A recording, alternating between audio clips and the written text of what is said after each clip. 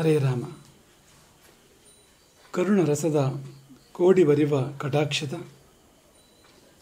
ಪರತತ್ವ ವರೂಪವಾಲಾಪದ ವರಪುಣ್ಯಮಯ ಶರೀರದ ನಿರಾಭಾರಿ ಗುರುವಿರಲಿ ಎನ್ನ ಮಾನಸದಿ, ಆ ಸದ್ಗುರುವಿರಲಿ ಎನ್ನ ಮಾನಸದಿ. ದಂಭ ಇತರರನ್ನು ಮೆಚ್ಚಿಸಲು, ಕೀರ್ತಿ ಗಳಿಸಲು ಮಾಡುವ ಧರ್ಮಾಚರಣೆ. ಮಾಡುತ್ತಿರುವುದು ಸರಿಯಾದದ್ದನ್ನೇ, ಆದರೆ ಉದ್ದೇಶ ಸರಿಯಾದದ್ದಲ್ಲ. ಉದ್ದೇಶ ಶುದ್ಧಿ ಇಲ್ಲ. ಕಾರ್ಯಶುದ್ಧಿ, ಕರ್ಮಶುದ್ಧಿ ಸಾಲದು. ಅದು ಬೇಕು, ಕರ್ಮಶುದ್ಧಿ ಬೇಕು. ಆದರೆ ಉದ್ದೇಶ ಶುದ್ಧಿ ಇಲ್ಲದೆ ಇದ್ದರೆ ಆ ಕರ್ಮಶುದ್ಧಿ ಇದ್ದು ಕೂಡ ಉಪಯೋಗ ಏನೂ ಇಲ್ಲ. ಉದ್ದೇಶ ಶುದ್ಧಿ ತುಂಬ ಮುಖ್ಯವಾಗಿರ್ತಕ್ಕಂಥದ್ದು. ದಂಭ ಯಾವಾಗ ಆಗ್ತದೆ ಅಂದರೆ ಉದ್ದೇಶ ಶುದ್ಧಿ ಇಲ್ಲದೆ ಇದ್ದಾಗ.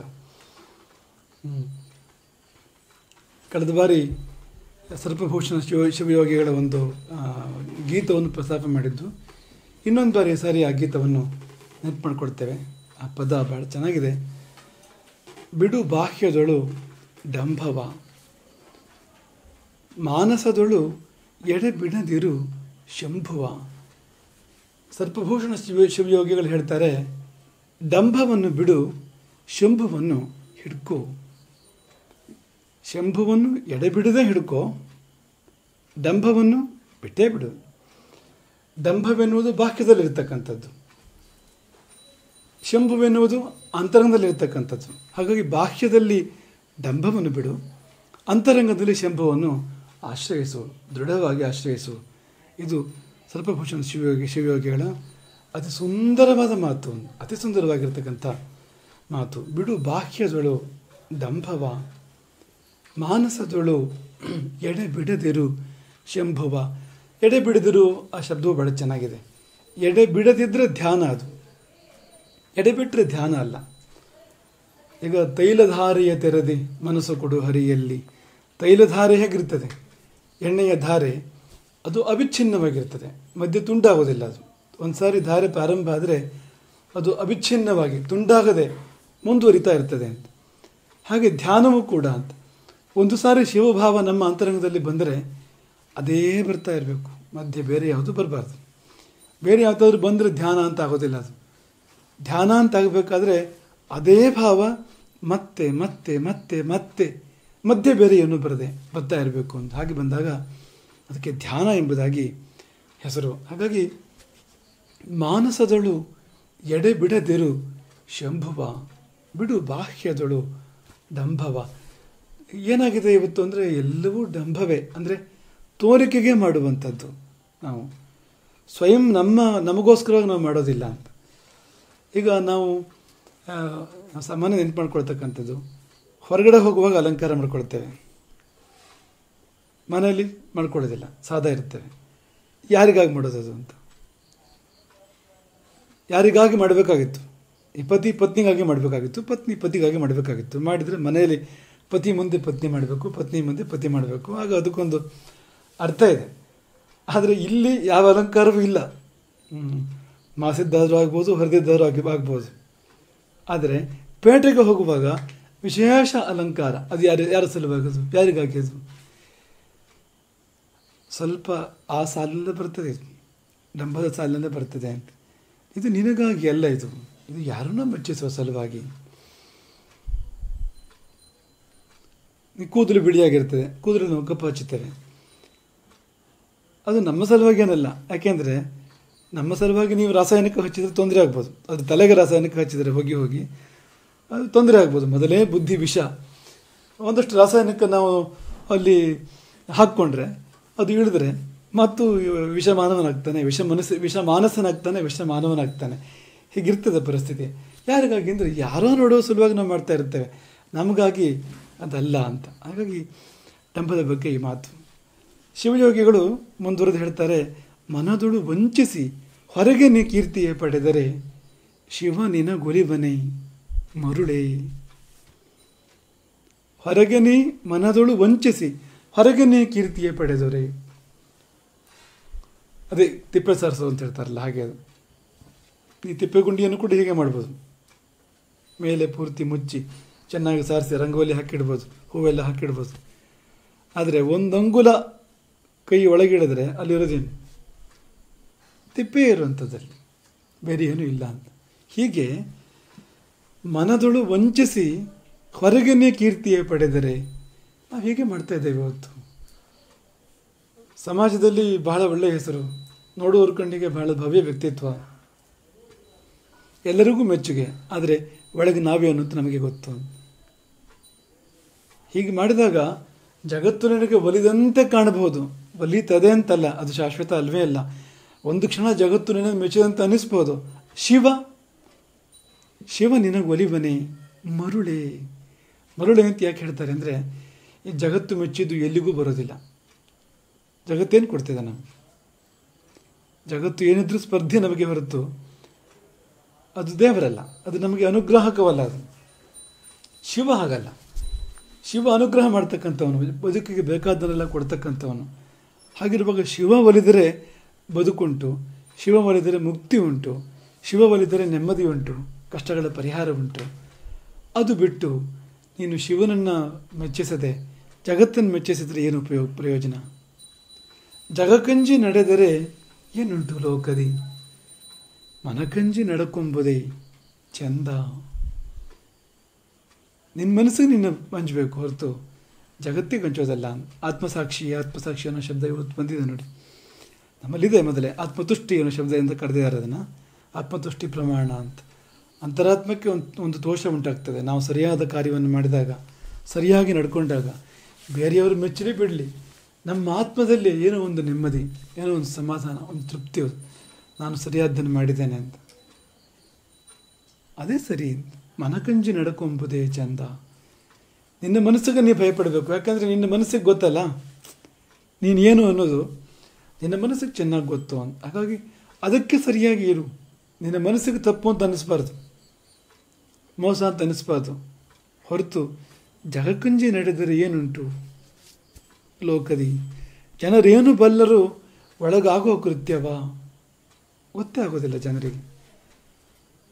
ನಾವು ಸ್ನಾನ ಮಾಡಿ ಒಳ್ಳೆ ಬಟ್ಟೆ ಉಟ್ಟು ಒಳ್ಳೆ ಅಲಂಕಾರ ಮಾಡಿಕೊಂಡು ಮುಖದಲ್ಲಿ ಒಂದು ನಗುವನ್ನು ತೊಟ್ಟು ಗೌರವವಾಗಿ ಓಡಾಡ್ತಾ ಇದ್ದರೆ ಜನರೇನು ಬಲ್ಲರು ಒಳಗಾಗೋ ಕೃತ್ಯವ. ಮನಸ್ಸಿನ ಒಳಗಾಗ್ತಾ ಇರುವಂಥ ಮೋಸ ಇದೆಯಲ್ಲ, ಅದು ಹೇಗೆ ಗೊತ್ತಾಗ್ತದೆ ಬೇರೆಯವರಿಗೆ?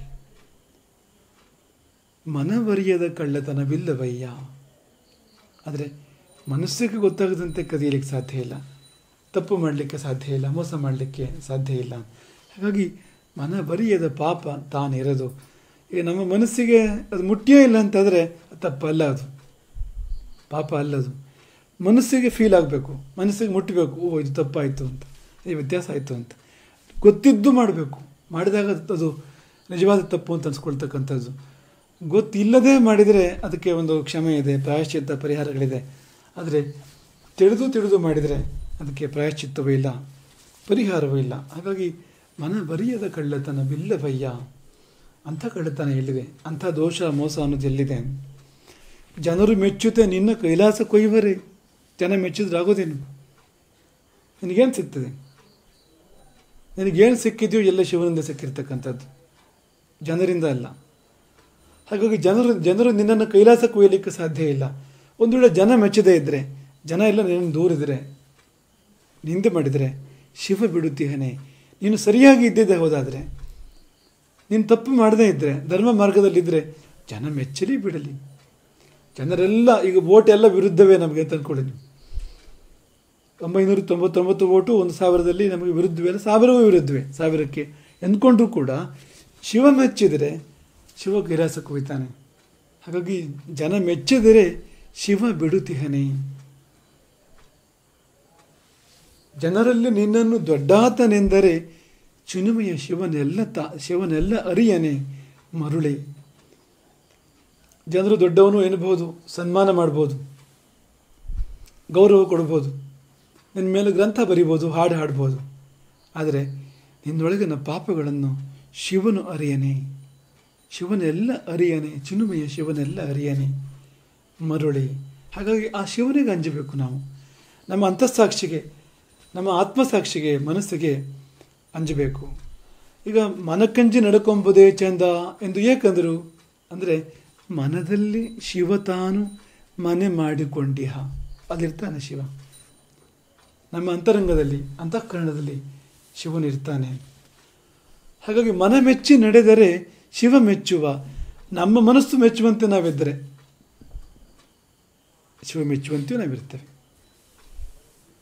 ಯಾಕೆಂದರೆ ಅದೇ ಜಾಗ ಶಿವನದ್ದು ಅಂತ. ಮನಸ್ತೃಪ್ತಿ ಅನ್ನೋದು ಶಿವತೃಪ್ತಿಯಿಂದಲೇ ಬರ್ತಕ್ಕಂಥದ್ದು. ಈಗ ಮನಸ್ಸು ಕತ್ತಿಕೊಂಡ ಶಿವನಿಗೂ ಅಲ್ಲಿಯೂ ಮುಡ್ತಕ್ಕಂಥದ್ದು. ಹಾಗಾಗಿ ಒಳ್ಳೆಯ ಮನಸ್ಸು ಅಂತಾದರೆ ಅದು ಮತ್ತು ಶಿವ ಬೇರೆ ಬೇರೆ ಅಲ್ಲ, ಎರಡೂ ಒಂದೇ ಆಗಿರ್ತದೆ. ಹಾಗಾಗಿ ಸಾಧ್ಯವಾದಷ್ಟು ನಿನಗೆ ತಿಳಿದಷ್ಟು ನೀನು ಕೆಡುಕು ಮಾಡಬೇಡ. ತಿಳಿದಷ್ಟು ತಿಳಿದಂತೆ ತಿಳಿದ ಹಾಗೆ ನೀನು ಕೆಡುಕು ಮಾಡಬೇಡ. ಅಷ್ಟೇ ಶಿವ ಕೂಡ ಬಯಸೋದು ಅಂತ. ಈಗ ಗೊತ್ತಿಲ್ಲದೆ ಇರೋ ಒಳ್ಳೆಯದನ್ನು ಮಾಡುವಂತ ಶಿವ ಹೇಳ್ತಾನ? ಸಾಧ್ಯ ಇಲ್ಲ ಹಾಗೆ ಹೇಳೋದಕ್ಕೆ ಅಂತ. ನಿನಗೆ ತಿಳಿದಷ್ಟು ನೀನು ಒಳ್ಳೆಯದು ಮಾಡ್ತಾ ಬಂದರೆ ಉಳಿದುದನ್ನು ತಿಳಿಸ್ತಾನೆ ಶಿವನೇ. ಎಲ್ಲವೂ ಗೊತ್ತಾಗ್ತದೆ ತಾನಾಗಿ ಅಂತ. ಮನ ಮೆಚ್ಚಿ ನಡೆದರೆ ಶಿವ ಮೆಚ್ಚುವ. ಮನಕಂಜಿ ನಡೆಯದೆ ಜನಕಂಜಿ ನಡೆದರೆ ಮನದಾಣ್ಮ ಗುರು ಸಿದ್ಧ ಮರೆಯಾಗೋನಲ್ಲ. ಮನಕಂಜಿ ನಡೆಯದೆ ಜನಕಂಜಿ ನಡೆದರೆ ಮನದಾಣ್ಮ ಗುರು ಸಿದ್ಧ. ಮನವನ್ನು ಆಡುವ ಮನದ ಒಡೆಯ ಮನಸ್ಪತಿ ಅಂತ ಅನ್ಬೋದು ನಾವು. ಅಂತಹ ಗುರು ಸಿದ್ಧ, ಸಿದ್ಧಿಯನ್ನು ಪಡೆದ ಗುರು ಮರೆಯಾಗೋನಲ್ಲ. ಗುರು ಮರೆಯಾಗಿಬಿಡ್ತಾನೆ. ಗುರು ಮನಸ್ಸಿನಲ್ಲಿ ಉಳ್ಕೊಳ್ಳೋದಿಲ್ಲ. ಇನ್ನೊಂದು ಸತಿ ನಾವು ಪರಮಹಂಸರ ಕಥೆ ನೆನಪು ಮಾಡ್ಕೊಳ್ತೇವೆ. ಭಾಳ ಚೆನ್ನಾಗಿದೆ ಆ ಕಥೆ. ಅದು ಅವರಿಗೆ ಅಸ್ತಮಾ ಕಾಯಿಲೆಗೆ ಒಂದು ಮದ್ದು ಬೇಕಾಗಿತ್ತು. ಅವರ ಸ್ನೇಹಿತರ ಅಂಗಡಿಯಲ್ಲಿ ಅವರ ಆತ್ಮೀಯ ಸ್ನೇಹಿತ ಅವ್ರಿಗೊಬ್ಬ, ಅವನ ಅಂಗಡಿಯಲ್ಲಿ ಆ ಮದ್ದು ಸಿಗ್ತಾ ಇತ್ತು.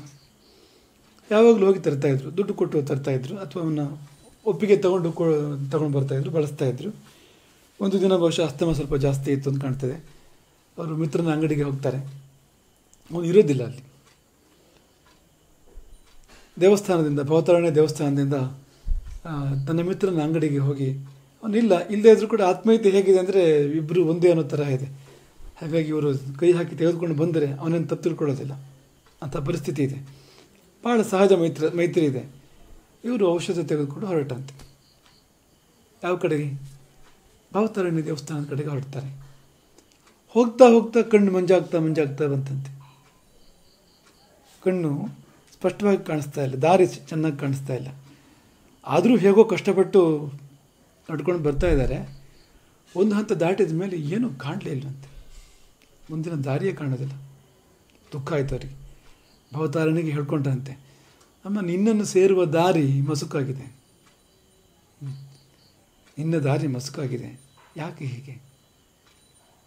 ನನ್ನ ಭಕ್ತಿಯಲ್ಲಿ ಕೊರತೆ ಆಯಿತಾ ಅಂದಾಗ ಆ ತಾಯಿ ಹೇಳಿದಂತೆ, ನನ್ನಲ್ಲಿ ಕಳ್ಳರಿಗೆ ಸ್ಥಾನ ಇಲ್ಲ.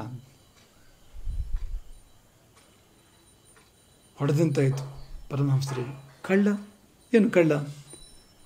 ಅವು ನೆನಪಾಯ್ತು ಅವರಿಗೆ. ಹೋಗಿ ಕೇಳಿ ತಂದಿಲ್ಲ ಅಂತ. ಆ ಮದ್ದನ್ನು, ಸ್ನೇಹಿತನ ಅಂಗಡಿಯಿಂದ ಮದ್ದನ್ನು ತರುವಾಗ ಅವನು ಒಪ್ಪಿಗೆಯಿಂದ ತಂದಿಲ್ಲ, ಅಥವಾ ಹಣ ಕೊಟ್ಟು ತಂದಿಲ್ಲ. ಹಣ ಕೊಡದೆ ಒಪ್ಪಿಗೆ ಇಲ್ಲದೆ ತಂದಿದ್ದರಿಂದ ಕಳ್ಳತನ ಆಯಿತು ಅಂತ. ಹಿಂದಕ್ಕೆ ದಾರಿ ಕಾಣ್ತಾ ಇದೆ. ಏನೋ ಕಣ್ಣಿಗೇನೋ ಕಾಯಿಲೆ ಬಂದಿ ಅಂತ ತಿಳ್ಕೊಳ್ಳೋಣ ಅಂದರೆ ಹಿಂದಿನ ದಾರಿ ಚೆನ್ನಾಗಿ ಕಾಣ್ತಾ ಇದೆ, ಮುಂದಿನ ದಾರಿ ಕಾಣ್ತಾ ಇಲ್ಲ. ಅಂದರೆ ಕಳ್ಳತನದ ದಾರಿ ಚೆನ್ನಾಗಿ ಕಾಣ್ತಾ ಇದೆ, ಆದರೆ ತಾಯಿಯ ದಾರಿ ಮರೆಯಾಗಿದೆ. ಒಂದೇ ಉಸಿರಿನಲ್ಲಿ ಓಡಿ ಹೋಗಿ ಮಿತ್ರನ ಅಂಗಡಿಯನ್ನು ಸೇರಿ ಇದ್ದ ಸ್ಥಳದಲ್ಲಿ ಮರಳಿ ಅದನ್ನು ಇಟ್ಟು, ಆ ಔಷಧವನ್ನು ಇಟ್ಟು ಕೂಗಿ ಹೇಳಿ, ಅವನು ಇದಾನೋ ಇಲ್ಲವೋ ಅಲ್ಲಿ, ನಿನ್ನ ವಸ್ತು ಅದರ ಜಾಗದಲ್ಲಿ ಇಟ್ಟಿದ್ದೇನೆ, ನನಗೆ ಬೇಡ ಎಂಬುದಾಗಿ ಕೂಗಿ ಹೇಳಿ ಮತ್ತೆ ಹೊರಟರೆ ದಾರಿ ಸರಿ ಕಾಣ್ತಾ ಇದೆ ಅಂತೆ, ಸ್ಪಷ್ಟವಾಗಿ ಕಾಣ್ತಾ ಇದೆ. ಪರಮಹಂಸರಂಥವರಿಗೆ ತಾಯಿಯ ಅನುಗ್ರಹ ಹೇಗಿರ್ತದೆ ಅಂತ ಅವಳು ತಿದ್ದುತ್ತಾಳೆ ಸಮಯದಲ್ಲಿ. ತನ್ನಲ್ಲಿಗೆ ಬಾರದಂತೆ ಆಗಲಿಕ್ಕೆ ಬಿಡೋದಿಲ್ಲ ಅಂತ ಎಚ್ಚರಿಸ್ತಾಳೆ, ತಿದ್ದುತ್ತಾಳೆ, ಪಾಠ ಹೇಳ್ತಾಳೆ ಅನ್ನೋದಕ್ಕೆ ಇದೊಂದು ನಿದರ್ಶನ. ಹಾಗಾಗಿ ಗುರು ಸಿದ್ಧ ಮರೆಯಾಗೋನಲ್ಲ ಅಂತ. ನಾವು ಇನ್ನೇನನ್ನೂ ಪಡ್ಕೊಳ್ಳೋಕೆ ಹೋಗಿ ಬಹಳ ಮುಖ್ಯವಾದನ್ನು ಕಳ್ಕೊಂಡ್ಬಿಡ್ತೇವೆ. ಮನದೊಳಗಿನ ಅಂತರಂಗದ ಗುರು, ಅರಿವೇ ಗುರು, ಅವನು ಮರೆಯಾಗೋನಲ್ಲ. ಅದಾಗಬಾರ್ದು ಅಂದರೆ ಮನಕಂಜಿ ನಡೆ, ಮನಸ್ಸು ಒಪ್ಪುವಂತೆ ನಡ್ಕೋ. ನಾವು ಬಾಕಿ ಎಲ್ಲದರಲ್ಲಿ ಕೂಡ ಮನಸ್ಸು ಅಂತ ಮನಸ್ಸು ಹೇಳಿದ ಹಾಗೆ ಇರ್ತೇವೆ. ಈಗ ಮನಸ್ಸು ಖುಷಿ ಪಟ್ಟಿದ್ದನ್ನೆಲ್ಲ ಕೊಡ್ತೇವೆ. ಏನೋ ನೋಡಬೇಕು ಅನ್ನಿಸ್ತು ಮನಸ್ಸಿಗೆ ನೋಡ್ತೇವೆ, ಕೇಳಬೇಕು ಅನಿಸ್ರಿ ಕೇಳ್ತೇವೆ, ಮುಟ್ಟಬೇಕು ಅನಿಸ್ರಿ ಮುಟ್ತೇವೆ, ಸವಿಬೇಕು ಅನಿಸ್ರಿ ಸವಿತೇವೆ. ಮನಸ್ಸು ಇಷ್ಟಪಟ್ಟಿದ್ದನ್ನೆಲ್ಲ ಕೊಡ್ತಾ ಹೋಗ್ತೇವೆ. ಆದರೆ ಮನಸ್ಸು ಸರಿ ಅಂತಿದ್ದನ್ನು ಮಾಡುವ ಅನ್ನುವಾಗ ಯಾಕೆ ನಾವು ಜಾರ್ತೇವೆ? ಮನಸ್ಸು ತಪ್ಪು ಅಂತಿದ್ದನ್ನು ಮಾಡ್ತೇವೆ ಯಾಕೆ? ಇಲ್ಲೇ ಇದೆ ಐಬು. ಅಷ್ಟು ಮನಸ್ಸಿನ ಪೂಜನೆ ಮಾಡೋದು, ಮನಸ್ಸು ಹೇಳಿದಾಗೆ ನಡ್ಕೊಳ್ಳೋದು ಅಂತ ಆದರೆ ಮನಸ್ಸು ತಪ್ಪು ಎಂದು ಸಾರಿ ಹೇಳಿದ್ದನ್ನು ಯಾಕೆ ಮಾಡಿದೆ? ಹಾಗೆ ಮಾಡಿದ ಕೂಡಲೇ ಪತನದ ದಾರಿ ತೆರೆಕೊಡುತ್ತದೆ ಅಲ್ಲಿಂದಲೇ ಅಂತ. ಹಾಗಾಗಿ ಈ ಪದಕ್ಕೆ ತಕ್ಕಂತೆ ಇರಬೇಕು ಗುರುವಾದವನು. ಅವನು ತನ್ನ ಆತ್ಮಕ್ಕೆ ತಕ್ಕಂತೆ, ತನ್ನ ಅಂತರಂಗಕ್ಕೆ ತಕ್ಕಂತೆ ಇರುವವನಾಗಿರಬೇಕು ಹೊರತು ತೋರಿಕೆಯವನು ಆಗಿರಬಾರ್ದು. ಇವತ್ತು ಆ ಗುರುವನು ಶಬ್ದವನ್ನು ಬಳಸಿಕೊಂಡು ಏನೆಲ್ಲ ಆಗ್ತಾ ಇದೆ ಅಂದರೆ ಅದು ಕಲ್ಪನೆಗೆ ಮೇಲಿಡ್ತಕ್ಕಂಥದ್ದು. ಗುರು ಅಂದರೆ ಇವತ್ತು ಕಾಣ್ತಿರುವ ಈ ಗುರುತ್ವದಲ್ಲಿ ಬಹಳಷ್ಟು ತೋರಿಕೆಯಾಗಿದೆ, ಬಹಳಷ್ಟು ತೋರಿಕೆಯಾಗಿದೆ. ಆದರೆ ನಿಜವಾದ ಗುರುವಿನಲ್ಲಿ ಸಹಜತೆ ಇರ್ತದೆ, ತೋರಿಕೆ ಇರೋದಿಲ್ಲ. ಅವನು ಹೃದಯವನ್ನು ಮಾತಾಡ್ತಾ ಇರ್ತಾನೆ, ಹೃದಯದಿಂದ ನಡ್ಕೊಳ್ತಾ ಇರ್ತಾನೆ ಹೊರತು ಒಳಗೊಂದು ಹೊರಗೊಂದು ಅನ್ನೋ ಥರ ಇರೋದಿಲ್ಲ. ಅಥವಾ ತೋರಿಕೆಗೋಸ್ಕರ ಏನು ಮಾಡೋದು ಅನ್ನೋದಿರೋದಿಲ್ಲ. ಅವನ ತಪಸ್ಸೆ, ಅವನ ಅನುಷ್ಠಾನ ಎಲ್ಲವೂ ಅದು ಆತ್ಮಾರ್ಥವಾಗಿ ಹೊರತು ಇನ್ನೊಬ್ಬರನ್ನು ಮೆಚ್ಚಿಸುವ ಸಲುವಾಗಿ ಅಲ್ಲ. ಯಾರನ್ನಾದ್ರು ಮೆಚ್ಚಿಸುವ ಸಲುವಾಗಿ ಅಂತಿದ್ರೆ ಅದು ದೇವರನ್ನು ಮೆಚ್ಚಿಸುವ ಸಲುವಾಗಿ ಹೊರತು ಜೀವನನ್ನು ಮೆಚ್ಚಿಸುವ ಸಲುವಾಗಿ ಅಲ್ಲ. ಹಾಗಾಗಿ ಈ ದಂಭದಿಂದ ಮುಕ್ತನಾಗಿರಬೇಕು ಗುರುವಾದವನು. ಹಾಗೆ ಅಸೂಯೆಯಿಂದ ಮುಕ್ತನಾಗಿರಬೇಕು. ದಂಭಾಸೂಯಾದಿ ಮುಕ್ತ. ದಂಭ ಅಸೂಯೆ ಎರಡೂ ಕೂಡ ಮೆಚ್ಚುಗೆಗೆ ಸಂಬಂಧಪಟ್ಟಿರ್ತಕ್ಕಂಥದ್ದೇ ವಿಷಯಗಳು. ದಂಭ ಎಂದರೆ ಇನ್ನೊಬ್ಬರ ಮೆಚ್ಚುಗೆಗಾಗಿ ಒಂದು ಕಾರ್ಯವನ್ನು ಮಾಡ್ತಕ್ಕಂಥದ್ದು. ಒಳ್ಳೆಯ ಕಾರ್ಯವನ್ನೇ ಮಾಡಿದರೂ ಕೂಡ ಇನ್ನೊಬ್ಬರ ಮೆಚ್ಚುಗೆಗೋಸ್ಕರವಾಗಿ ಮಾಡ್ತಕ್ಕಂಥದ್ದು. ಅಸೂಯೆ ಅಂದರೆ ಮೆಚ್ಚಬೇಕಾದಲ್ಲಿ ಬೇರೆದರ ಭಾವವನ್ನು ತಾಡುವಂಥದ್ದು, ಗುಣಗಳಲ್ಲಿ ದೋಷವನ್ನು ಕಾಣುವಂಥದ್ದು. ಅದೆಂಥ ಹಾಳು ಕಣ್ಣಿರಬೇಕು. ಗುಣವಿದೆ, ಆ ಗುಣ ಕಾಣ್ತಾ ಇಲ್ಲ, ಇರುವ ಗುಣ ಕಾಣ್ತಾ ಇಲ್ಲ, ಅದರ ಬದಲಿಗೆ ದೋಷ ಕಾಣ್ತಾ ಇದೆ. ಅಸೂಯೆ ಕೆಲಸ ಮಾಡುವಾಗ, ಈರ್ಷ್ಯೆ ಕೆಲಸ ಮಾಡುವಾಗ ಹೀಗಾಗ್ತದೆ. ಒಳ್ಳೆಯದೇ ಹೌದು, ಅದು ನಮಗೆ ಒಳ್ಳೆಯದನ್ನೇ ಮಾಡಬೇಕಾಗಿತ್ತು, ಒಳ್ಳೆಯ ಭಾವೇ ಬರಬೇಕಾಗಿತ್ತು, ಬರೋದಿಲ್ಲ, ಬೇರೆ ಭಾವ ಬರ್ತದೆ. ಅದರ ಬದಲು ಅದೊಂದು ಕಥೆಯನ್ನು ಪುನಃ ನಾವು ನೆನಪು ಮಾಡ್ಕೊಳ್ತೇವೆ. ಸ್ನೇಹಿತನ ಮನೆಗೆ ಹೋಗ್ತಾನೆ. ಯಾಕೆ ಅಂದರೆ ಸಂದರ್ಭ ಏನಂದರೆ ಹೊಸ ಮನೆ ಕಟ್ಟಿದ ಸ್ನೇಹಿತ, ಭವ್ಯವಾಗಿರ್ತಕ್ಕಂಥ ಹೊಸ ಮನೆ ಕಟ್ಟಿದ. ಹಾಗಾಗಿ ಒಂದು ಅಭಿನಂದನೆ ಹೇಳಿ ಬರಬೇಕು, ಮಾತನಾಡಿಸಿ ಬರಬೇಕು, ಗೃಹ ಪ್ರವೇಶ ಸಮಾರಂಭ ಇದೆ. ಹೋಗಿ ಕೆಲವು ದಿನ ಇದ್ಕೊಂಡು ಬಂದ. ಎಷ್ಟು ಖುಷಿಯಲ್ಲಿದ್ದ ಅಂದರೆ ಮನೆ ಕಟ್ಟಿದ ಸ್ನೇಹಿತ. ಮನೆ ಕಟ್ಟಿ ನೋಡು ಅಂತ ಹೇಳ್ತಾರಲ್ಲ, ಜೀವಮಾನದ ಸಾಧನೆ ಅದು. ದೊಡ್ಡ ಮನೆ ಕಟ್ಟಿದ್ದಾನೆ, ಸುತ್ತಮುತ್ತ ಯಾರದ್ದು ಆ ರೀತಿಯ ಮನೆ ಇಲ್ಲ, ಎಲ್ಲ ಅನುಕೂಲಗಳಿದೆ, ಸುಂದರವಾಗೂ ಇದೆ ಅಂತ ಭಾರಿ ಖುಷಿಯಲ್ಲಿದ್ದ. ಹಗಲು ರಾತ್ರಿ ಖುಷಿಯಲ್ಲಿದ್ದ. ಕೆಲವಾರು ದಿನಗಳು ಅವನ ಮನೆಯಲ್ಲಿ ಈತ ಕಳೀತಾನೆ, ಖುಷಿಯನ್ನೇ ನೋಡಿದ್ದೆ, ಬೇರೆ ಏನೂ ಅಲ್ಲ ಅಂತ. ಅದಾಗಿ ಒಂದು 5-6 ವರ್ಷ ಕಳೆದು ಪುನಃ ಹೋಗ್ತಾನೆ ಮಿತ್ರನ ಮನೆಗೆ. ಎಲ್ಲ ಹಾಗೆ ಇದೆ, ಅದೇ ಮನೆ, ಅದೇ ಭವ್ಯತೆ, ಅದೇ ಸೊಗಸು, ಏನು ವ್ಯತ್ಯಾಸ ಇಲ್ಲ. ಮನೆ ಏನು ಮುಕ್ಕಾಗಿಲ್ಲ. ಆದರೆ ಮಿತ್ರನ ಮುಖ ಮಂಕಾಗಿದೆ, ಮೂಲೆ ಹಿಡಿದು ಕೂತ್ಬಿಟ್ಟಿದ್ದಾನೆ. ಮೊದಲಿನ ಗೆಲುವಿಲ್ಲ, ಉತ್ಸಾಹ ಇಲ್ಲ. ಏನಾಯಿತು ಅಂತ ಪರಿಪರಿಯಾಗಿ ಕೇಳಿದಾಗ ಕೊನೆಗೆ ಸಿಕ್ಕಿದ ವಿಷಯ ಏನು ಅಂದರೆ, ಇವನ ಮನೆ ಏನೂ ಆಗಿಲ್ಲ, ಪಕ್ಕದಲ್ಲಿ ಇನ್ನೂ ದೊಡ್ಡ ಮನೆ ಬಂದುಬಿಟ್ಟಿದೆ, ಇದಕ್ಕಿಂತ ದೊಡ್ಡ ಮನೆ ಬಂದುಬಿಟ್ಟಿದೆ. ಹಾಗಾಗಿ ಆ ಖುಷಿ ಓಡೋಯ್ತು. ಒಂದು ಸಂತೋಷ ಇತ್ತಲ್ಲ, ಒಂದು ಹೆಮ್ಮೆ, ಅಭಿಮಾನ ಎಲ್ಲ ಇತ್ತಲ್ಲ, ನಾಪತ್ತೆ. ಅದರ ಬದಲು ಕೊರಗು, ಕಷ್ಟ. ಏನಪ್ಪ ಕಷ್ಟ ಅಂದರೆ, ಅವನ ಮನೆ ಇನ್ನೂ ದೊಡ್ಡದಿದೆ, ಇನ್ನೂ ಭವ್ಯವಾಗಿದೆ, ಅದರ ಮುಂದೆ ಇದು ಏನಲ್ಲ. ಇದು ಒಂದು ಬಂತು ಅಂದರೆ ನಿಮ್ಮಲ್ಲಿ ಏನಿದ್ರೂ ಕೂಡ ಸುಖವಾಗಿರೋದಿಲ್ಲ. ನೀವು ಮಾತ್ಸರ್ಯ ಒಂದು ಕೆಲಸ ಮಾಡೋಕೆ ಆರಂಭ ಮಾಡ್ತು ಅಂದರೆ, ದೇವರು ನಿಮಗೆ ಯಾವ ಒಳ್ಳೆಯದನ್ನು ಕೊಟ್ಟಿದ್ದರೂ, ಯಾವ ಶ್ರೇಯಸ್ಸನ್ನು ಕೊಟ್ಟಿದ್ದರೂ ಕೂಡ ಅದನ್ನು ಅನುಭವಿಸೋ ಯೋಗ ಇರೋದಿಲ್ಲ. ನಾವು ಖುಷಿಯಾಗಿರೋದಿಲ್ಲ. ನಾವು ಇನ್ನೊಬ್ಬರನ್ನ ಕಂಡು ಕರಗ್ತಾ ಇರ್ತೇವೆ. ಹೊಟ್ಟೆ ತುಂಬಿದ ತೋಳ ಮಲಗೀತು, ನೀ ಪೆರರ ದಿಟ್ಟಿಸುತ್ತ ಕರುಬವೆಯೋ ಮಂಕುತಿಮ್ಮ. ಹೊಟ್ಟೆಯೊಂದರ ರಗಳೆ ಸಾಲದಿಂದೇನು ವಿಧಿ, ಹೊಟ್ಟೆ ಕಿಚ್ಚಿನ ಕಿಡಿಯ ನೆಟ್ಟಿಹನು ನರನೋಳು. ಹೊಟ್ಟೆಯೇ ದೊಡ್ಡ ರಗಳೆ, ತುಂಬಿದಷ್ಟೂ ಖಾಲಿ ಆಗ್ತಾ ಇರ್ತದೆ, ತಳ ಹಾಕ್ತಾ ಇರ್ತದೆ, ಆವಾಗ ಉಪದ್ರವ ಮಾಡ್ತಾ ಇರ್ತದೆ. ಅದು ಕೊಡು, ಇದು ಕೊಡು, ಇನ್ನೊಂದು ಕೊಡು ಎಂಬುದಾಗಿ. ಸ್ವಲ್ಪ ಹೆಚ್ಚು ಕಡಿಮೆ ಆದರೂ ಹೊಟ್ಟೆ ನೋವು ಬರ್ತದೆ, ಮತ್ತು ಹೊಟ್ಟೆ ತೊಳಸಲಿಕ್ಕೆ ಆರಂಭ ಆಗ್ತದೆ. ಇದು ಬೇರೆ ಮತ್ತೆ. ಹಾಗಾಗಿ ಇದರಂತಹ ಒಂದು ರಗಳೆ ಬೇರೆ ಏನೂ ಇಲ್ಲ. ಹೊಟ್ಟೆ ಅಂಥದ್ದೇ ಒಂದು. ಸಾಲದ್ದಕ್ಕೆ ಹೊಟ್ಟೆ ಕಿಚ್ಚು ಬೇರೆ ಮತ್ತೆ ಅಂತ. ಹೊಟ್ಟೆ ಕಿಚ್ಚಿನ ಕಿಡಿಯ ನೆಟ್ಟಿಹನು ನರನೋಳು. ಹೊಟ್ಟೆ ತುಂಬಿದ ತೋಳ ಮಲಗಿಯಿತು. ತೋಳ ಹೊಟ್ಟೆಬಾಕಾದು, ಅದಕ್ಕೆ ತುಂಬ ಹಸಿವಂತೆ. ಮೃಕೋದರ ಅಂತ ಭೀಮಸೇನನ್ನು ಕರೀತಾರಲ್ಲ. ಅದ್ಯಾಕೆ ಅಂದರೆ ಹಸಿವು ಆಗಿದೆ ಅವನಿಗೆ, ಭೀಮನಿಗೆ. ಎಷ್ಟು ತಿಂದರೂ ಕೂಡ ಅವನಿಗೆ ಜೀರ್ಣ ಆಗ್ತದೆ ಪೂರ್ತಿ ಅಂತ. ವೃಕ ಅಂದರೆ ಒಂದು ಬಗೆಯ ಜೀರ್ಣಕ್ರಿಮಿಗೂ ಕೂಡ ವೃಕ ಅಂತ ಕರೀತಾರೆ ಅಂತ ಹೇಳ್ತಾರೆ. ಅದು ಜೀರ್ಣ ಮಾಡ್ತದೆ ಎಲ್ಲವನ್ನು ಕೂಡ ಅಂತ. ಹಾಗೆ ಅದಕ್ಕೆ ತುಂಬ ಹಸಿವು, ಅದು ಜೀರ್ಣ ಆಗ್ತದೆ ಅದಕ್ಕೆ. ಆದರೆ ಆ ತೋಳವು ಕೂಡ ಹೊಟ್ಟೆ ತುಂಬಿದ ಮೇಲೆ ಒಂದು ಗಳಿಗೆ ಮಲಗಿಯಿತು ಅಂತ. ನೀ ಬೆರಳ ದಿಟ್ಟಿಸುತ್ತ ಗರುಗುವೆಯೋ. ನೀನು ಮಾತ್ರ ಹೊಟ್ಟೆ ತುಂಬಿದರೆ ಆರಾಮಾಗಿ ಮಲಗೋದಿಲ್ಲ. ಆ ಪಕ್ಕದವನಿಗೆ ಒಂದು ಉಂಡೆ ಜಾಸ್ತಿ ಬಿದ್ದುಬಿಟ್ಟಿದೆ, ಅದೇ ಯೋಚನೆ ಅಂತ. ಹೇಗಪ್ಪ, ಒಂದು ಸೋಟು ತುಪ್ಪ ಜಾಸ್ತಿ ಬಿದ್ದುಬಿಟ್ಟಿದೆ ಅವನಿಗೆ ಅಂತ ಕೊರಗಿದರೆ ಊಟದ ಖುಷಿ, ಊಟದ ತೃಪ್ತಿ, ಆಸ್ವಾದನೆ ಎಲ್ಲಿ ಇರೋಕ್ಕೆ ಸಾಧ್ಯ ಅಂತ. ಹಾಗಾಗಿ ನೋಡಿ, ಊಟದಲ್ಲೇ ನೋಡಿ, ನಾವು ನಮ್ಮ ಎಲೆಯನ್ನು ನೋಡಬೇಕು, ಪಕ್ಕದವನ ಎಲೆಯನ್ನು ನೋಡಬೇಕು. ನಮ್ಮ ಎಲೆ ಅಂತಾನೆ ನೋಡಬೇಕು ನಾವು. ನಮ್ಮ ಹೊಟ್ಟೆ, ನಮ್ಮ ಬಾಯಿ, ನಮ್ಮ ಎಲೆ, ನಮ್ಮ ಹಲ್ಲು, ನಮ್ಮ ನಾಲಿಗೆ, ಇದು ತಾನೇ ಬೇಕಾಗಿರ್ತಕ್ಕಂಥದ್ದು. ಪಕ್ಕದವನು ಎಲೆ ನೋಡ್ತಾ ಊಟ ಮಾಡಿದವನು ಸರಿಯಾಗಿ ಊಟ ಮಾಡ್ತಾನೆ ಅವನು. ಇದು ಹ್ಞೂ ಅಂತಾದರೆ ಜೀವನವೂ ಕೂಡ ಹೇಗೆ ತಾನೆ ಅಂತ. ಈಗ ನಾವು ಯಾಕೆ ನಮ್ಮನ್ನು ನೋಡ್ತಾ ಬದುಕಬಾರ್ದು ಅಂತ. ಪಕ್ಕದವರು ನೋಡೋಕೆ ಶುರು ಮಾಡಿದರೆ ನಾವು ಸಮಾಧಾನ ಇರೋದೇ ಇಲ್ಲ. ಹಾಗಾಗಿ ಎಲ್ಲರಿಗೂ ದೇವರು ಅವ್ರಿಗೆ ಏನೇನೋ ಕೊಟ್ಟಿರ್ತಾನೆ. ಯಾರನ್ನೂ ದೇವರು ಬರಿಗೇಲಿ ಕಳಿಸಿರೋದಿಲ್ಲ. ಯಾರನ್ನೂ ದೇವರು ಏನೂ ಇಲ್ಲ ಅಂತ ಮಾಡಿರೋದಿಲ್ಲ. ಏನೇನೋ ಒಂದಷ್ಟು ಒಳ್ಳೆಯದನ್ನು ಕೊಟ್ಟಿರ್ತಾನೆ. ಅದನ್ನು ಆಸ್ವಾದನೆ ಮಾಡೋಂಥ ಮನಸ್ಸು ಹೋಗ್ಬಿಡ್ತದೆ ಯಾವಾಗ ಅಂದರೆ ಪಕ್ಕದವರನ್ನ ನೋಡಿದಾಗ ಅಂತ. ಅಸೂಯ ಪರಗುಣೇಶು ದೋಷ ಆವಿಷ್ಕರಣ. ಒಂದೆರಡು ಮೂರು ಉದಾಹರಣೆ. ಒಂದು ಗಾಂಧಾರಿಗೆ ಬಹುಶಃ ಇವರು ಪಾಂಡವರಿಗಿಂತಲೂ ಬಲವತ್ತರವಾದ ಒಬ್ಬನ ಮಗ ಹುಡ್ತಾ ಇದ್ನೋ ಏನೋ.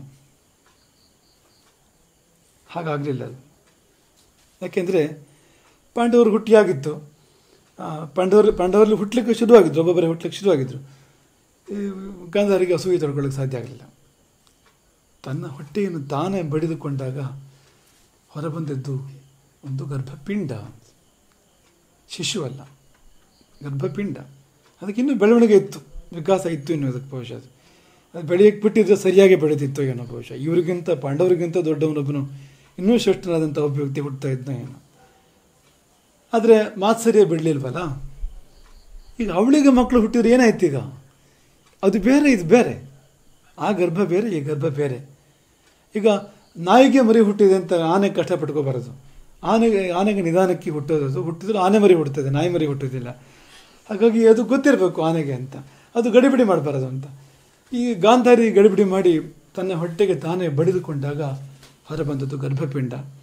ದಾರಿ ಇಲ್ಲದೆ ಬೇರೆ ಅದನ್ನು 100 ಚೂರುಗಳನ್ನಾಗಿ ಮಾಡಿ, ಅಂಗುಷ್ಟ ಮಾತ್ರದ 100 ಚೂರುಗಳನ್ನಾಗಿ ಮಾಡಿ ಧಾತ್ರಿಯರು ಅದನ್ನು ತುಪ್ಪದಲ್ಲಿ ಬೆಳೆಸಿದಾಗ ಹುಟ್ಟಿದವರೆಲ್ಲ ಕೌರವರು. ಅವರಲ್ಲಿ ದೊಡ್ಡವನು ಮುಖ್ಯಸ್ಥ ದುರ್ಯೋಧನ. ದುರ್ಯೋಧನನ ಪ್ರಧಾನ ಗುಣ ಯಾವುದು? ಮಾತ್ಸರ್ಯವೇ ದುರ್ಯೋಧನ. ಈಗ ರಾವಣನಲ್ಲಿ ಅಥವಾ ಬೇರೆ ಬೇರೆ ದೋಷಗಳನ್ನು ಕಾಣ್ತೇವೆ. ದುರ್ಯೋಧನಲ್ಲಿ ಬೇರೆ ದೋಷಗಳು ಹೆಚ್ಚಿಲ್ಲ.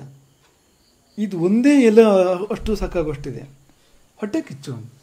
ಪಾಂಡವರ ಕುರಿತಾಗಿ ಮಾತ್ಸರ್ಯ, ಭೀಮನ ಕುರಿತಾಗಿ ಮಾತ್ಸರ್ಯ. ಎಷ್ಟು ಅನರ್ಥಗಳಾದವು, ಎಷ್ಟು ರಕ್ತಪಾತ ಆಯಿತು, ಜೀವಹಾನಿ ಆಯಿತು ಒಂದು ವ್ಯಕ್ತಿಯ ಮಾತ್ಸರ್ಯದ ಫಲವಾಗಿ. ಗಾಂಧಾರಿ ಸ್ವಲ್ಪ ಸಹನೆ ವಹಿಸಿದರೆ ಕಥೆ ಬೇರೆ ಎದ್ದಿತ್ತಿತ್ತು. 100 ಸೇರಿ ಒಬ್ಬ ಹುಟ್ಟಿದರೆ ಹೇಗಿರ್ತಿದ್ನೋ ಅವನು. ಒಳ್ಳೆ ಬುದ್ಧಿ ಬರ್ತಾ ಇತ್ತು ಅವನು. ಯಾಕೆಂದರೆ ಇದು ಇಮ್ಮೆಚ್ಯೂರ್ ಬೇಬಿ, ಇದು ಮೆಚ್ಯೂರಿಟಿ ಬಂದಿಲ್ಲ ಅದಕ್ಕೆ. ಮೆಚ್ಯೂರಿಟಿ ಬಂದರೆ ಮಾತ್ಸರ್ಯ ಇರೋದಿಲ್ಲ, ಅದು ಬಂದಿಲ್ಲ ಅದಕ್ಕೆ. ಮಾತ್ಸರ್ಯವೇ ಬರೋದು ಅವಾಗ. ಮಾತ್ಸರ್ಯ ಅನ್ನೋದು ಅದು ಮೆಚ್ಯೂರಿಟಿ ಇಲ್ಲದೇ ಇರೋದ್ರ ಲಕ್ಷಣ ಹೊರತು ಮೆಚ್ಯೂರಿಟಿ ಇರೋದ್ರ ಲಕ್ಷಣ ಅಲ್ಲ ಅಂತ. ಮೆಚ್ಯೂರಿಟಿ ಇದ್ದರೆ ಖುಷಿ ಆಗ್ತದೆ ಅಂತ, ಇನ್ನೊಬ್ಬನ ಏಳಿಗೆ ಕಂಡಾಗ ಸಂತೋಷ ಆಗ್ತದೆ ಅಂತ. ಇಲ್ಲದೇ ಇದ್ದಾಗ ನಮಗೆ ಕಷ್ಟ ಆಗುವಂಥದ್ದು, ಕೊರಗುವಂಥದ್ದು. ಪರ ಗುಣೇಶು ದೋಷ ಆವಿಷ್ಕರಣ. ಇನ್ನೊಬ್ಬನ ಗುಣದಲ್ಲಿ ನಮಗೆ ಕಸಿ ಆಗೋದು, ಕಷ್ಟ ಆಗೋದು ಅಂತ. ಕೈಕಸಿ, ರಾವಣನ ತಾಯಿ, ಇದೇ ಕಥೆ. ಅದು ಕೂಡ ಆಕೆಗೆ ಕೈಕಸಿಯ ಮಕ್ಕಳು ರಾವಣ ಕುಂಭಕರ್ಣ, ಶೂರ್ಪಣಖ ಇತ್ಯಾದಿಗಳು ಕೈಕಸಿಯ ಮಕ್ಕಳು. ಹಾಗೆ ಕೈಕಸಿಯ ಗಂಡ ವಿಶ್ರವಸ್ಸು. ವಿಶ್ರವಸ್ಸಿಗೆ ಇನ್ನೊಬ್ಬಾಕೆಯಲ್ಲಿ ಹುಟ್ಟಿದವನು ಕುಬೇರ. ಗಂಧರ್ವಿಯಲ್ಲಿ ಮೊದಲೇ ಹುಟ್ಟಿದವನು ಕುಬೇರ. ಕುಬೇರ ಒಮ್ಮೆ ತಂದೆ ತಾಯಿಯರ ದರ್ಶನ ಮಾಡಲಿಕ್ಕೋಸ್ಕರವಾಗಿ ಪುಷ್ಪಕ ವಿಮಾನದಲ್ಲಿ ಬಂದ. ಅವನನ್ನು ನೋಡಿ ಕರುಬಿದಳು ತಾಯಿ. ಅವನಿಗೂ ತಾಯಿಯೇ ಇವಳು ಆ ಲೆಕ್ಕದಲ್ಲಿ. ಮಗನ ಕುರಿತೇ ಮಾತ್ಸರ್ಯ. ತನ್ನ ಹೊಟ್ಟೆಲಿ ಹುಟ್ಟಿದ ಮಕ್ಕಳು ಹೀಗಿಲ್ವಲ್ಲ. ಆ ಮಾತ್ಸರ್ಯ ಅಲ್ಲಿಗೆ ನಿಲ್ಲಲಿಲ್ಲ. ರಾವಣನನ್ನು ಕರೆದು ಹೇಳಿದ್ಲು, ನೋಡಿ ನಿಮ್ಮ ಅಣ್ಣ ಹೇಗಿದ್ದಾನೆ, ನೀನು ನೋಡು, ಏನಾದರೂ ಮಾಡು ನೀನು. ಅಲ್ಲಿಂದ ರಾವಣನ ಆ ದಿಕ್ಕನ ಬೆಳವಣಿಗೆ ಪ್ರಾರಂಭ. ರಾವಣನಾಗುವ ಬೆಳವಣಿಗೆ ಪ್ರಾರಂಭ ಆಗಿದ್ದೇ ಇಲ್ಲಿ. ರಾವಣನ ದೀಕ್ಷಾ ಸಮಾರಂಭ ಇದು ಅಂತ. ಯಾವುದು? ಮಾತ್ಸರ್ಯ ದೀಕ್ಷೆ ತಾಯಿಯೇ ಕೊಟ್ಟಿದ್ದಾಳೆ ರಾವಣನಿಗೆ. ಇಲ್ಲಿಂದ ಅವನು ಬೆಳೆಸ್ಕೊಂಡಿದ್ದೇ ಮಾತ್ಸರ್ಯವನ್ನು. ರಾವಣ ಉದ್ದಕ್ಕೂ ಬೆಳೆಸ್ಕೊಂಡಿದ್ದೆ ಮಾತ್ಸರ್ಯವನ್ನು. ಮಾತ್ಸರ್ಯ ಅಥವಾ ಈರ್ಷ್ಯೆ ಸಕಲ ದುರ್ಗುಣಗಳ ತಾಯಿ ಅಂತ ಹೇಳ್ತಾರೆ. ಅದು ಒಂದು ಬಂದರೆ ಮತ್ತೆಲ್ಲ ಬರ್ತದೆ ಅದರ ಹಿಂದೆ ಒಂದೊಂದಾಗಿ ಅಂತ. ಹಾಗಾಗಿ ಸಕಲ ದುರ್ಗುಣಗಳು ಬಂದು ರಾವಣನಲ್ಲಿ ನೆಲೆಸಿದವು. ಅವನು ಅಸೂಯೆಯಿಂದಲೇ ಬೆಳೆದ. ಮುಂದೆ ಈ ವ್ಯಕ್ತಿತ್ವಗಳು ನಮಗೇನು ಹೇಳ್ತೇವೆ ಅಂದರೆ ಈರ್ಷ್ಯೆ ಮಾಡ್ತಕ್ಕಂಥ ಅನಾಹುತಗಳು ಅಂತ. ಒಂದು ರಾಮಾಯಣದ ಎಲ್ಲ ಅನಾಹುತಗಳು ಒಬ್ಬ ತಾಯಿಯ ಈರ್ಷ್ಯೆಯಲ್ಲಿದೆ. ಅದರ ಬೀಜ ಕೈಕಸಿಯ ಈರ್ಷ್ಯೆಯಿಂದಾಗಿ ರಾವಣ ರಾಜ್ಯ, ಮೂಜಗತ್ತಲ್ಲಣ. ಹಾಗೆ ಗಾಂಧಾರಿಯ ಈರ್ಷ್ಯೆಯಿಂದಾಗಿ ಮಹಾಭಾರತದ ಅನರ್ಥಗಳು ಅಂತ, ಅನಾಹುತಗಳು. ಹಾಗಾಗಿ ಗುಣಗಳಲ್ಲಿ ದೋಷವನ್ನು ಕಾಣುವಂಥದ್ದು ಇರಬಾರ್ದು. ಯಾವುದೇ ಗುರುವಿಗೆ ಇರಬಾರ್ದು. ಅದು ಶಿಷ್ಯನ ಚಿಕ್ಕ ಚಿಕ್ಕ ಗುಣಗಳನ್ನು ಮೆಚ್ಚಬೇಕು ಗುರುವಾದವನು. ಕೆಲವು ಸಾರಿ ಶಿಷ್ಯನನ್ನು ಕಂಡೇ ಮಾತ್ಸರ್ಯ ಉಂಟಾಗೋದುಂಟು ಗುರುವಿಗೆ. ಅಂದರೆ ಅವನು ಗುರು ಅಲ್ಲ, ಅವನು ಪೂರ್ತಿ ಅಂಥವನು. ಶಿಷ್ಯನ ವಿಕಾಸವನ್ನು ಕಂಡು ಮಾತ್ಸರ್ಯ ಪಡುವ ಗುರುಗಳು ಅಂದರೆ ಗುರುಗಳಲ್ಲ ಅವರು. ಆ ಅರ್ಥಲ್ಲಂತೂ ಗುರುಗಳಲ್ಲ ಅವರು. ಇಂಥವ್ರು ಕಾಣ್ತಾರೆ ಪ್ರಪಂಚದಲ್ಲಿ ಅಂತ.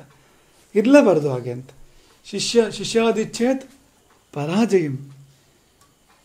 ಗುರು ನಿಜವಾದ ಗುರುವಾದರೆ ಶಿಷ್ಯ ಅವನನ್ನು ಸೋಲಿಸಬೇಕು, ಶಿಷ್ಯ ಗುರುವನ್ನು ಮೀರಿಸಬೇಕು. ಆಗ ಗುರುವಿನ ಗುರುತ್ವ ಸಾರ್ಥಕ ಅಂತ. ಅದಾಗದೇ ಇದ್ದರೆ, ತನ್ನನ್ನು ಮೀರಿದ ಶಿಷ್ಯನನ್ನು ಪಡೆಯಲಿಕ್ಕಾಗದೇ ಇದ್ದರೆ ಆ ಗುರು ಅವನ ಗುರುತ್ವ ಪೂರ್ಣ ಅಲ್ಲ. ಹಾಗಾಗಿ ಅಲ್ಲಿ ಈರ್ಷೆಯ ಮಾತು ಎಲ್ಲಿ ಬಂತು? ಖುಷಿ ಪಡಬೇಕು, ಅವನು ಸಂತೋಷ ಪಡಬೇಕು, ಪ್ರೋತ್ಸಾಹಿಸಬೇಕು ಶಿಷ್ಯನನ್ನು. ಹಾಗಾಗಿ ಶಿಷ್ಯನ ಗುಣವನ್ನು ಕಂಡು ಮೆಚ್ಚುಗೆ ಪಡಬೇಕು. ಹಾಗಂತ ಶಿಷ್ಯನ ಮೆಚ್ಚುಗೆಗಾಗಿ ಏನನ್ನು ಮಾಡಬಾರ್ದು. ದಂಭ. ನಿಜವಾಗಿ ಮಾಡಬೇಕಾದನ್ನು ಮಾಡಬೇಕು ಹೊರತು ಯಾರನ್ನು ಸಂತೋಷಪಡಿಸುವ ಸಲುವಾಗಿ, ಯಾರನ್ನು ಮೆಚ್ಚಿಸುವ ಸಲುವಾಗಿ, ಯಾರ ಮುಂದೆ ತನ್ನ ಯಾವುದೋ ಒಂದು ಭವ್ಯ ವ್ಯಕ್ತಿತ್ವವನ್ನು ತೋರಿಸೋ ಸಲುವಾಗಿ ಇಲ್ಲ. ನಿಜವಾಗದು ತೋರಿಕೆ ಮಾತ್ರ ಅದು. ಅದರ ಸಲುವಾಗಿ ಏನನ್ನು ಮಾಡಬೇಡ. ಇದ್ದ ಹಾಗೆ ಇರು, ಸಾದಾ ಸೀದಾ, ಹೃದಯವನ್ನೇ ಮಾತಾಡು. ಅಂತರಂಗವೇ ಬಹಿರಂಗವಾಗಿರಲಿ, ಏನೂ ವ್ಯತ್ಯಾಸ ಇಲ್ಲದೆ ಇರಲಿ. ಏನೇ ಮಾಡಿದರೂ ಯಥಾರ್ಥವಾಗಿ ಆತ್ಮಾರ್ಥವಾಗಿ ಮಾಡು ಹೊರತು ಯಾರದೋ ಪರಿತೋಷಕ್ಕೆ, ಯಾರದೋ ಮೆಚ್ಚುಗೆಗೋಸ್ಕರವಾಗಿ ಅಲ್ಲ. ಹಾಗಾಗಿ ಗುರು ಅಂದ್ರೇನು? ಅವನ ಮುಂದೆ ಶಿಷ್ಯರು ಇರ್ತಾರೆ. ಶಿಷ್ಯರನ್ನು ಮೆಚ್ಚಿಸುವ ಸಲುವಾಗಿ ಅವನು ಏನೋ ಮಾಡೋಕ್ಕೆ ಶುರು ಮಾಡಿದರೆ ಸತ್ಯದಿಂದ ಜಾರ್ತಾನೆ, ಅವನು ಸತ್ಪಥದಿಂದ ಜಾರ್ತಾನೆ. ಅದು ಹಾಕ್ಕೊಡೋದು. ಹಾಗಂತ ಶಿಷ್ಯರನ್ನು ಕಂಡು ಮೆಚ್ಚಬೇಕು. ಶಿಷ್ಯರ ಒಂದೊಂದು ಚಿಕ್ಕ ಚಿಕ್ಕ ಒಳ್ಳೆಯದನ್ನು ಕಂಡು ಕೂಡ ಮೆಚ್ಚಬೇಕು, ಮೆಚ್ಚಿ ಪ್ರೋತ್ಸಾಹಿಸಬೇಕು. ಇವೆರಡೂ ಸೇರಿದಾಗ ದಂಭ ಅಸೂಯಾದಿ ಮುಕ್ತಂ. ದಂಭ ಮತ್ತು ಅಸೂಯೆಗಳಿಂದ ಇನ್ನೂ ಅನೇಕ ಗುಣಗಳು, ಅಂಥ ದುರ್ಗುಣಗಳು, ಅವುಗಳಿಂದ ಮುಕ್ತನಾಗಿರಬೇಕು ಎಂಬ ಮಾತಿಗೆ ಅರ್ಥ ಬಂತು. ಹಾಗಾಗಿ ದೇಶಕರು ಈ ಒಂದು ಮಾತನಾಡಿದ್ದಾರೆ, ದಂಭ ಅಸೂಯಾದಿ ಮುಕ್ತಂ. ಸದ್ಗುರುವಾದವನು ಹೀಗಿರ್ತಾನೆ ಎಂಬುದಾಗಿ. ಇದೆಲ್ಲರಿಗೂ ಯಾರು ಗುರುವಾಗುವ ಪಥದಲ್ಲಿದ್ದಾರೋ ಅವರೆಲ್ಲರಿಗೂ ಇದು ಅನುಕರಣೀಯ ಮತ್ತು ಅನುಸರಣೀಯ. ಹರೇ ರಾಮ್.